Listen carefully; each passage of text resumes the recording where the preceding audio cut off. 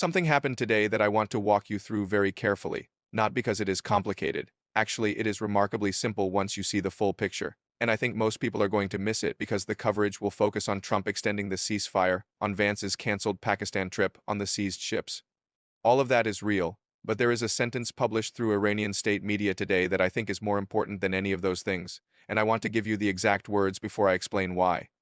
If their land or facilities are used by enemies to attack Iran, they should say goodbye to oil production in the Middle East region. That is the commander of the IRGC Aerospace Force speaking today directly to Iran's Gulf neighbors, Saudi Arabia, the UAE, Kuwait, Qatar, Bahrain. Fars news agency, Iran's state-affiliated outlet, published the full context alongside it this morning. Iran's target list has expanded. It now includes not just military installations but major oil fields and refineries across the entire Middle East.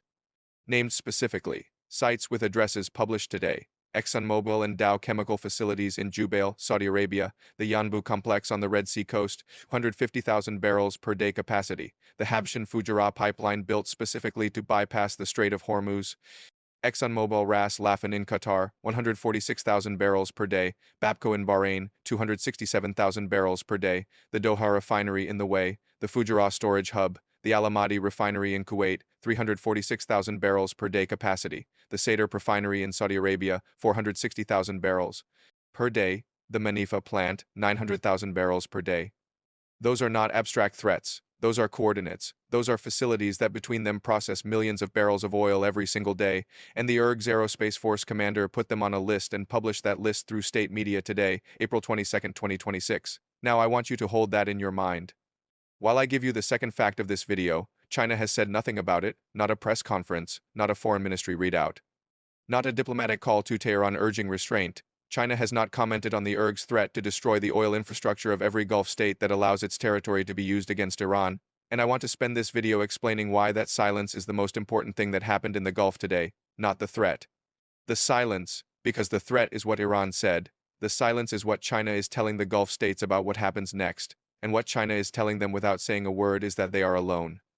Let me start with what the IRGC's threat actually means because I think most of the coverage is treating it as rhetoric. It is not. Iran has been issuing escalatory statements throughout this conflict, but this statement is categorically different from previous ones for three reasons. First, it names specific facilities. Previous IRGC statements talked about Gulf ports, Gulf oil infrastructure, the region's energy supplies in general. This statement identifies the Manifa plant in Saudi Arabia, the Bapco refinery in Bahrain, the Al Ahmadi refinery in Kuwait by name. That specificity is not incidental.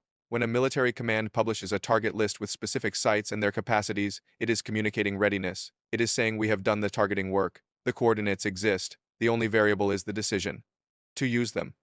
Second, the condition is explicit and binary. If Gulf states allow their territory or facilities to be used by Iran's enemies, meaning America and Israel, their oil production ends. This is not a warning about some hypothetical future. America is using Gulf bases right now. The U.S. Fifth Fleet is based in Bahrain. U.S. forces operate from Qatar, Kuwait, the UAE. America has been flying missions into Iran from bases across the Gulf since February 28. The condition the IRGC named has already been met.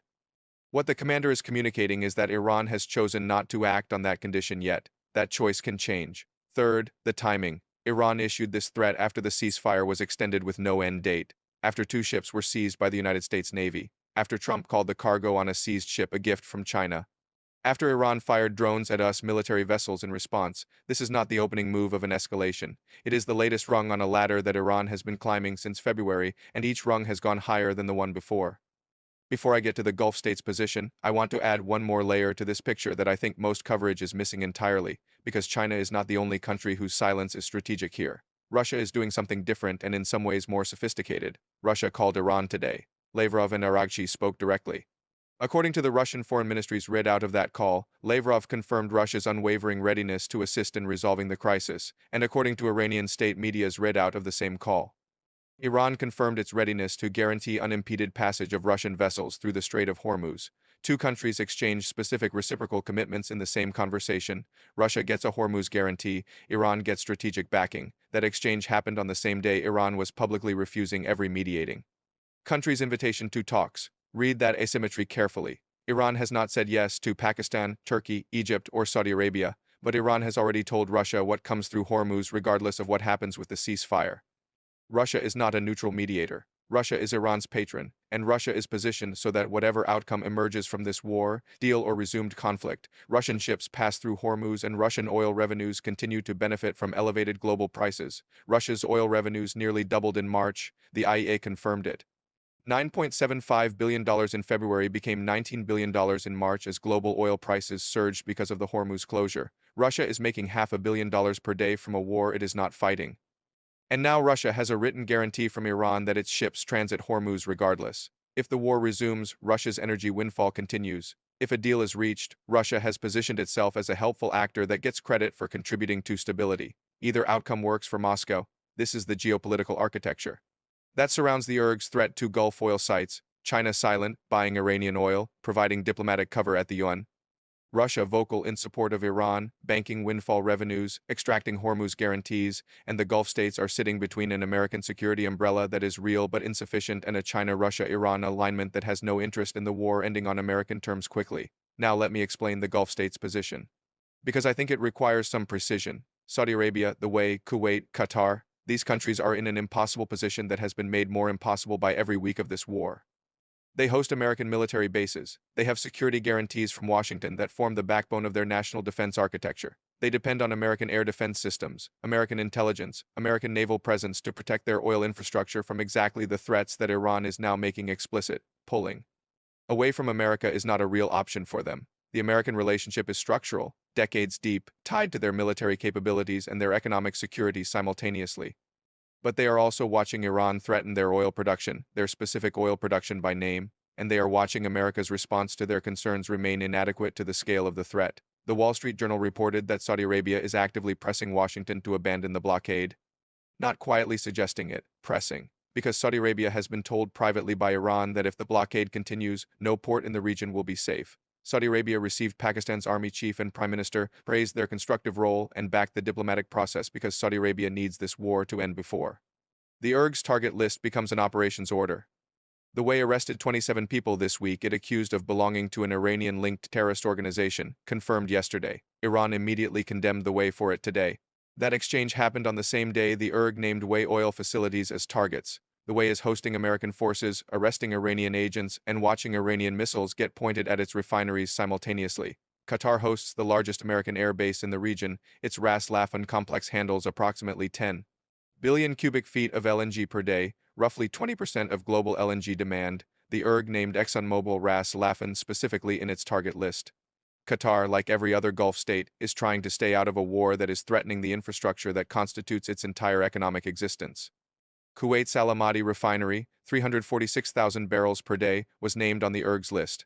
Kuwait has been pressing for de-escalation since the first week of the war. Bahrain hosts the U.S. Fifth Fleet. Bapco, Bahrain's primary refinery, is named on the list. Bahrain cannot remove the Fifth Fleet, even if it wanted to. The fleet's presence is precisely what the IRG is using as justification for targeting Bahrain's oil production. These countries are not free to choose neutrality. Their bases are already being used. Their territory is already part of the war's infrastructure. The IRG knows this. The threat is designed precisely to make them feel the cost of something they cannot change. And that is where China's silence becomes the central fact of today. Here is what makes China's silence so significant. China is not a passive observer in this conflict. China is the single largest buyer of Iranian crude oil. It has been throughout this war. Tanker tracking data shows 11.7 million barrels of Iranian crude have moved to China since February 28. The Dark Fleet system, tankers, with transponders switched off mid-ocean, ship-to-ship transfers, payment in yuan through banks outside the SWIFT network, has been operating continuously. Iran's oil revenues have been damaged but not severed. The gap between damage and collapse is the gap that China's purchasing system maintains. China also vetoed the UN Security Council resolution in April that would have encouraged member states to work toward reopening the Strait of Hormuz. Russia vetoed it alongside China. Iran never had to fight that diplomatic battle. It was won before it started. China's foreign ministry spokesman called America's blockade of Iranian ports dangerous and irresponsible. China has consistently urged dialogue and diplomacy and called for de-escalation.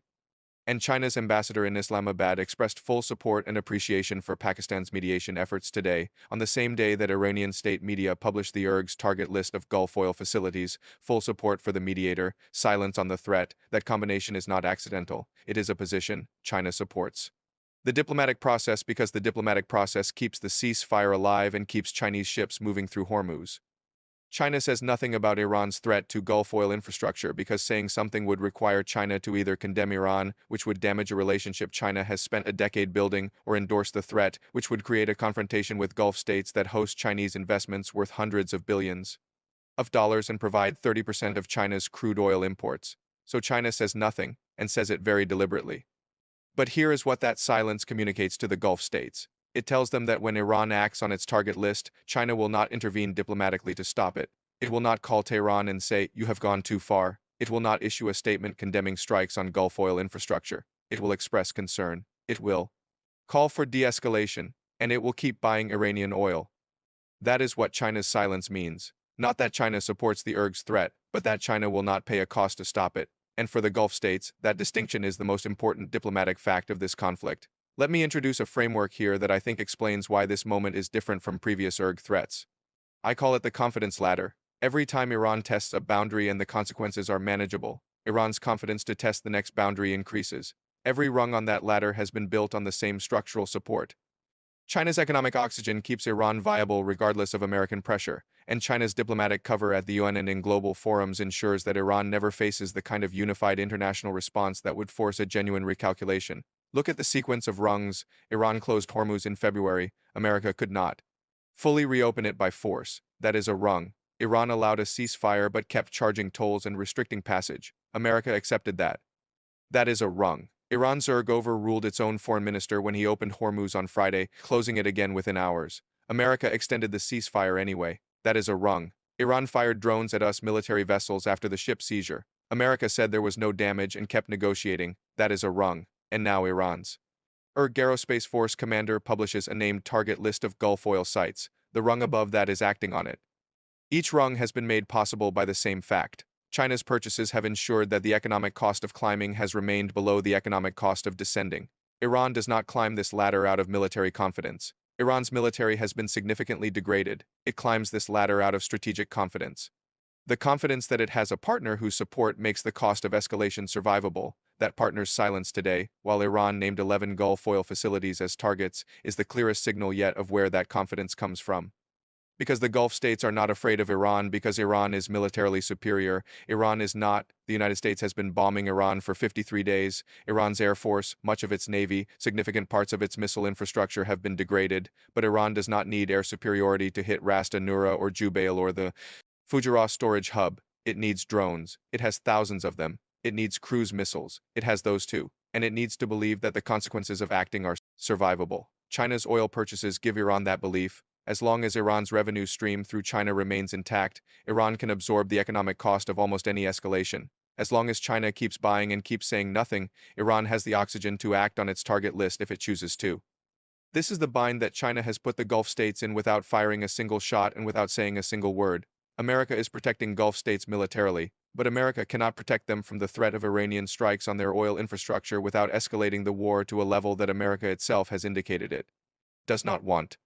And China, the one country whose economic relationship with Iran could potentially change Tehran's calculus, has chosen silence. The Gulf states understand this. That is why Saudi Arabia is pressing Washington to end the blockade. Saudi Arabia is not pressing because it sympathizes with Iran's position. Saudi Arabia is pressing because Saudi Arabia has done the math. If the blockade continues, Iran acts on its target list. If Iran acts on its target list, Ras Nura, Saudi Arabia's largest refinery at 550,000 barrels per day, comes under threat. America can try to intercept the drones and missiles. Some will get through, and China will say it is very concerned about the situation and urge all sides to show restraint. The Gulf states are alone in the specific sense that matters most, not militarily alone. America is there, but strategically alone in the sense that the country whose decisions could actually change Iran's cost-benefit calculation is not making those decisions.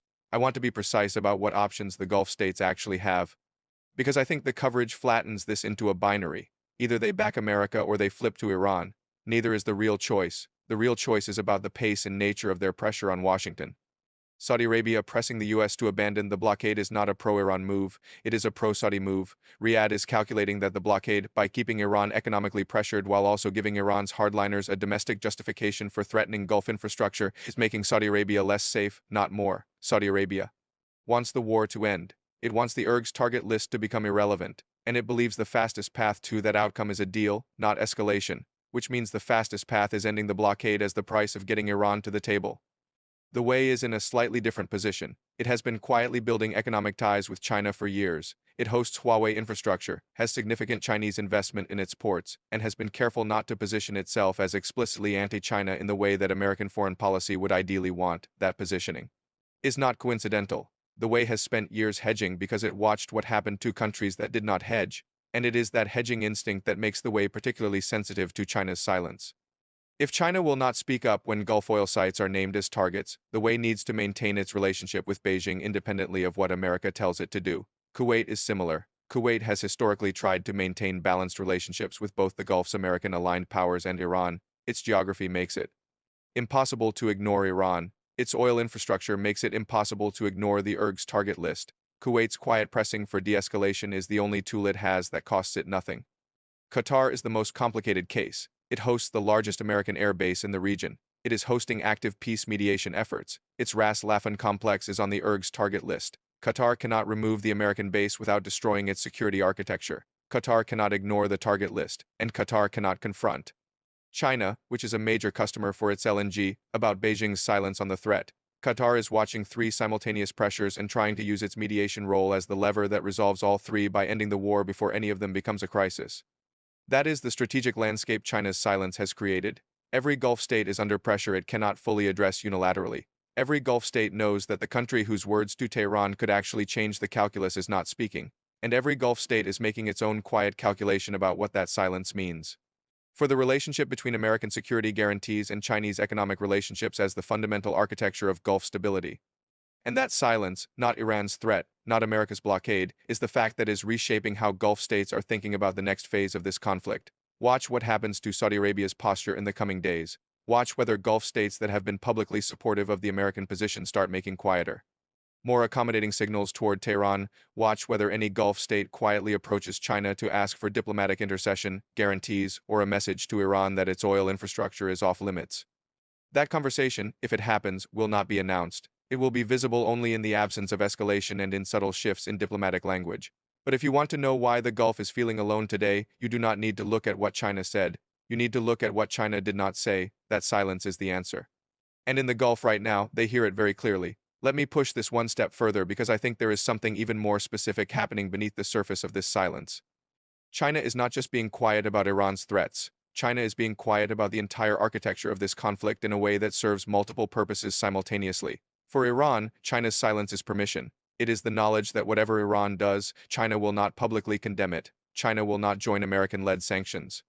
China will not cut off oil purchases. China will not use its leverage at the UN to isolate Tehran. That permission does not come with enthusiasm. China is not cheering Iran on, but permission does not require enthusiasm. It only requires absence. For the Gulf states, China's silence is a warning. It tells them that the economic relationship they have built with Beijing over the past decade does not come with security guarantees. China will invest in their ports, buy their oil, build their 5 grams networks, but China will not protect them from Iran, not because China cannot, but because China has calculated that the cost of doing so exceeds the benefit. And for America, China's silence is a challenge. It says that American pressure on Iran, however intense, however military, however sustained, has a ceiling. That ceiling is built in Beijing. America can bomb Iranian facilities. America can blockade Iranian ports. America can squeeze Iran's economy. But America cannot sever Iran's connection to the global economy because China has built a parallel system that bypasses every American lever. That is the three-way message of China's silence: permission for Iran, warning for the Gulf, challenge for America. And all three messages are delivered without a single word being spoken. I want to be clear about what I am not saying here. I am not saying China wants war in the Gulf. China does not want war in the Gulf. War in the Gulf disrupts Chinese energy imports, raises global prices, creates instability that threatens Chinese investments across the region. China has every reason to want this conflict to end. But China wants it to end on terms that do not strengthen American position in the Middle East. China wants it to end on terms that do not create a precedent for American military pressure successfully forcing a regional power to abandon its core strategic capabilities. China wants it to end on terms that preserve Iran as a counterweight to American influence in the region. And if those terms are not available, China prefers managed tension to American victory. Managed tension keeps Iran dependent on China. Managed tension keeps America tied down. Managed tension keeps the Gulf states uncertain about which great power to rely on. Managed tension is, from Beijing's perspective, a perfectly acceptable second-best outcome.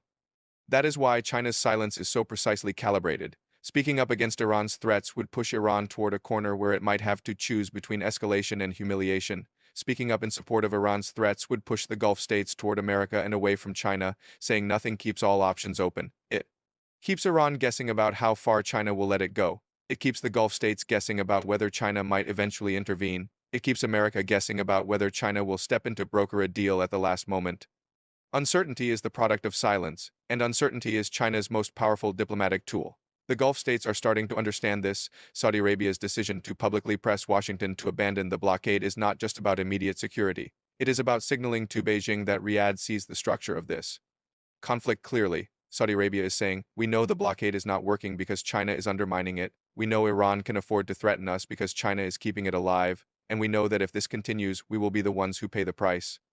That signal is not meant for Washington alone. It is meant for Beijing. Saudi Arabia is telling China that Saudi Arabia understands China's role and wants China to use that role constructively before the Gulf is forced to make choices that neither Beijing nor Riyadh wants. Whether China hears that signal and whether China chooses to respond is the question that will determine whether the next phase of this conflict is diplomatic or military. Because if China continues its silence, Iran will continue climbing the confidence ladder. The target list published today will become strike plans tomorrow. The drones fired at us vessels will become drones fired at Saudi refineries. The managed tension will become unmanaged war. And when that happens, China's silence will no longer be a diplomatic tool. It will be a historical fact. The moment when the world's second-largest economy watched a regional power threaten to destroy the global energy architecture and chose to say nothing. That is not neutrality. That is a position. And it is a position that the Gulf states, whatever their public statements, are reading with absolute clarity. The coverage tomorrow will focus on the ceasefire extension. It will focus on whether Vance goes to Pakistan. It will focus on the seized ships and the cargo Trump called a gift from China. All of those stories matter, but they matter within a frame that is defined by China's silence. Without understanding that frame, every other story is incomplete. The ceasefire extension is not a step toward peace if the structure that makes war sustainable remains intact. The Pakistan talks are not a path to resolution if the country with the leverage to make resolution possible refuses to use it. The seized ships are not pressure on Iran if the pressure is bypassed by a shadow fleet that Beijing knows about, benefits from, and refuses to discuss. This is why I keep coming back to the silence. It is not an absence of policy. It is the policy. It is the most sophisticated, most effective, most consequential policy in this entire conflict, because it shapes every other policy without ever being announced. America's military strategy is shaped by the knowledge that China will not allow Iran to collapse. Iran's diplomatic strategy is shaped by the knowledge that China will not allow Iran to be isolated. The Gulf state security strategy is shaped by the knowledge that China will not protect them from Iran. All three strategies flow from the same source, a source that has never issued a statement, never held a press conference, never explained its reasoning. That is power without accountability, influence without responsibility, and it is the defining feature of China's role in the Middle East today. I want to close with one more observation about what happens next, because I think there is a specific sequence that is becoming visible if you know where to look.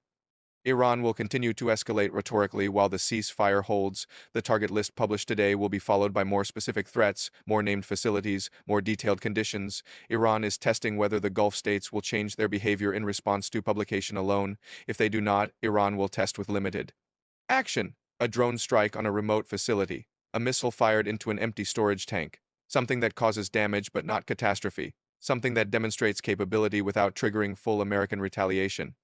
If America responds to that limited action with limited force, Iran will have learned that the ceiling for escalation has moved higher. If America does not respond, Iran will have learned that the ceiling has moved higher still, and China, in either case, will say nothing. It will express concern. It will call for restraint. It will keep buying oil. This is the cycle that China's silence enables, and it is a cycle that ends only when one of three things happens. Either America accepts terms that Iran can live with, which means abandoning the demand for zero enrichment, and recognizing Iranian control of Hormuz, or Iran miscalculates and triggers a response that even China cannot protect it from, which means American strikes on Iranian leadership or Chinese economic interests, or China decides that the cost of continued silence has exceeded the benefit, which means Beijing finally using its leverage to force a deal. None of those three outcomes is imminent. America is not ready to accept Iranian enrichment. Iran is not ready to risk existential strikes. China is not ready to spend its leverage on a problem it did not create. So the cycle continues. The ladder keeps getting climbed, the silence keeps getting louder, and the Gulf states keep sitting in the middle, watching the rungs go higher, feeling more alone with each one, wondering which great power will eventually decide that their survival matters enough to act. That is the picture as of today. Not the headlines, not the statements, the structure beneath them, the silence behind the noise, the architecture that makes everything else possible. If you want to understand what happens tomorrow, do not watch Washington, do not watch Tehran, watch Beijing, not because Beijing will do something, because Beijing will not. And in that not doing, everything else is decided. The IRG's target list is real, the coordinates exist, the drones are ready, the only question is whether. Iran believes the consequences of using them are survivable, and the answer to that question is not in Tehran, it is in Beijing. It is in the silence that says, whatever you do, we will still be here. We will still buy your oil. We will still veto the resolutions. We will still say we support dialogue and diplomacy. That is not a promise of protection. It is a promise of non-abandonment, and for a country that has been bombed for 53 days, that has lost its supreme leader, that has seen its nuclear facilities destroyed, non-abandonment is enough to keep climbing. The Gulf states know this. They feel it in their calculations. They see it in China's refusal to condemn the threats against their existence. And they are adjusting their behavior accordingly, quietly, carefully, without announcing the shift, because announcing it would make it real in ways that none of them are ready for yet. But the shift is happening. Watch for it. Watch Saudi Arabia's language about the blockade. Watch the way's tone about its arrested suspects. Watch Qatar's emphasis on its mediation role. Watch Kuwait's silence, which is different from China's silence because Kuwait's silence is fear, not strategy. These are the indicators, not the threats, not the seizures, not the canceled trips, the subtle adjustments that happen when countries realize they are alone and start acting like it. China's silence created this moment. It will take China's voice to end it. And until that voice speaks, the only sound in the Gulf is the sound of targets being acquired, of rungs being climbed, of a ladder leading somewhere that nobody wants to go but nobody knows how to stop. That is today. That is the structure. That is the silence that speaks louder than any threat.